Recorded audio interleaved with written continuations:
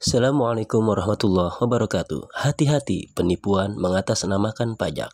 Banyak modusnya, salah satunya seperti yang saya alami. Bermula, ada nomor tidak dikenal menghubungi saya yang mengatasnamakan pajak, yang ingin mengkonfirmasi apakah usaha kita masih berjalan atau tidak.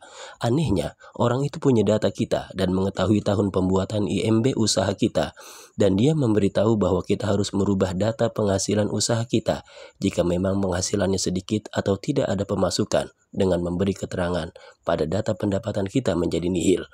Dan untuk merubah itu kita harus memiliki aplikasi pajak yang akan dia berikan, karena informasinya sangat meyakinkan sehingga kita tidak menaruh curiga. Kemudian dia menginformasikan bahwa akan mengirim data pajak usaha kita lewat WA untuk dikonfirmasi apakah datanya sudah sesuai atau ada yang harus diperbaiki.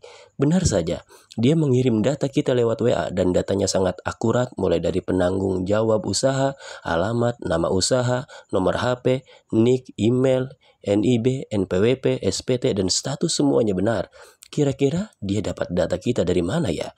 Setelah kita konfirmasi, kemudian dia menelpon ke nomor WA kita. Sambil teleponan, dia mengirim aplikasi M-Pajak yang harus kita install, dan dalam proses penginstalan itu dipandu sama dia dengan sangat amat sabar. Mungkin ketika kita mulai mengklik install aplikasi M-Pajak yang dia berikan, semua aktivitas yang ada di layar HP kita dapat diketahui di HP dia.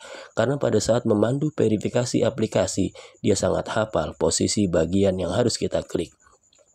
Ketika proses verifikasi sedang berlangsung melalui aplikasi M-Pajak yang sudah terinstal di HP kita, kemungkinan pada saat itu tampilan layar di HP kita dapat terlihat juga di HP atau monitor dia.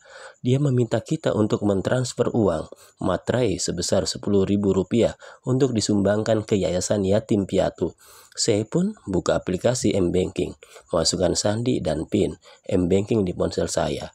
Nah, kemungkinan pada saat ini dia juga mengetahui sandi dan PIN M-Banking saya, karena dia mengetahui tampilan layar HP kita. Hebatnya, dia pun dapat melakukan transaksi melalui HP kita tanpa kita ketahui. Setelah transfer ke Yayasan Yatim Piatu selesai dan kita kirim bukti transfer ke HP dia, kemudian dia meminta kita untuk mentransfer lagi sebesar Rp10.000 lewat M-Banking lain yang kita miliki. Anehnya, pada saat ini dia mengetahui nama M-Banking lain yang kita miliki. Pada saat ini saya sudah mulai curiga. Sampai perdebatan pun terjadi. Dia berdalih bahwa SOP-nya memang seperti ini, bahwa semua M-Banking yang kita miliki harus diverifikasi juga dengan cara transfer Rp10.000 ke Yayasan Yatim Piatu.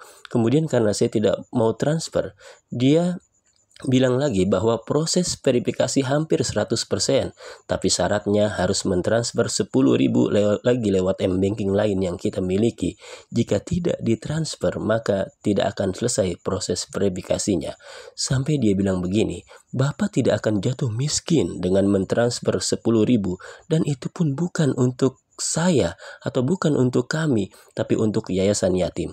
Karena saya sudah mulai curiga, jadi saya tidak mau transfer untuk kedua kalinya. Ini bukan masalah Rp10.000-nya, tapi seperti ada yang mengganjal. Akhirnya perbincangan di HP pun saya hentikan. Terus cek M-Banking pertama yang sudah saya gunakan untuk TF Rp10.000. Ternyata saldo rekening M-Banking sudah terkuras banyak. Mungkin karena dia sudah tahu sandi dan PIN M-Banking kita. Alhamdulillahnya M-Banking yang kedua tidak melakukan transaksi, jadi masih aman saldo di M-Banking yang kedua ini.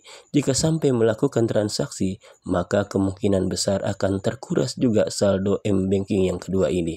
Kalau sudah begini, maka harus segera hapus aplikasi M-Pajak yang sudah terlanjur terinstal di ponsel kita.